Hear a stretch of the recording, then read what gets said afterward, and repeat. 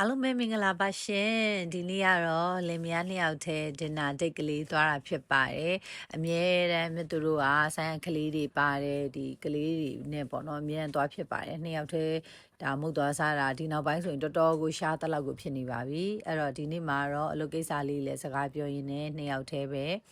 ဒါမုတ်လေးလာစားတာဖြစ်ပါတယ်စားတာကတော့စီဂျူကီမှာပါအကွာကျတော့စီဂျူကီဟော့ပေါ့ကိုအရန်ကြိုက်တဲ့အတွက်ကြောင့်မလို့မြတ်သူတို့ခဏခဏလာစားဖြစ်တယ်ပြီးရင်နောက်တစ်ခုကအလုပ်ကိစ္စစကားလေးတွေပြောချင်တဲ့အခါမျိုးမှာလည်းဒီမှာလာပြီးတော့မိတ်ဆွေနဲ့ချိန်ပြီးတော့စားဖြစ်တာလေးရှိရပေါ့နော်အဲ့တော့ဒီမှာဆိုရင်အဲ့လိုလူအများနဲ့စားချင်တယ်လို့လည်းရမယ်ဘေးမှာတယောက်ဝိုင်းလေးနဲ့လည်းပေါ့နော်သူကအဲ့လိုမျိုးလုပ်ပြီးပါတယ်လို့ဒါကတော့အရန်ကြိုက်တဲ့အစားအစာလေးတွေစားနေရတဲ့ခါကျတော့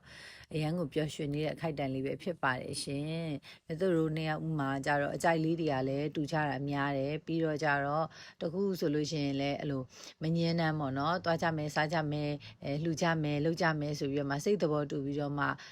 နေခွင့်ရတာလေးကိုလည်းတကယ်ကျေးဇူးအများကြီးတင်ပါတယ်။အဲ့တော့အခုဒီနေ့ vlog လေးကဘာမှတော့မဟုတ်ပါဘူး။နှစ်ယောက်သွားပြီးတော့စားဖြစ်တာလေးကိုအမှတ်တရလေးတင်မိတာပါ။ကြည့်ရှုပေးခဲ့တဲ့အတွက်လည်းကျေးဇူးအများကြီးတင်ပါတယ်ရှင်။တတပါနော်တတပါရှင်။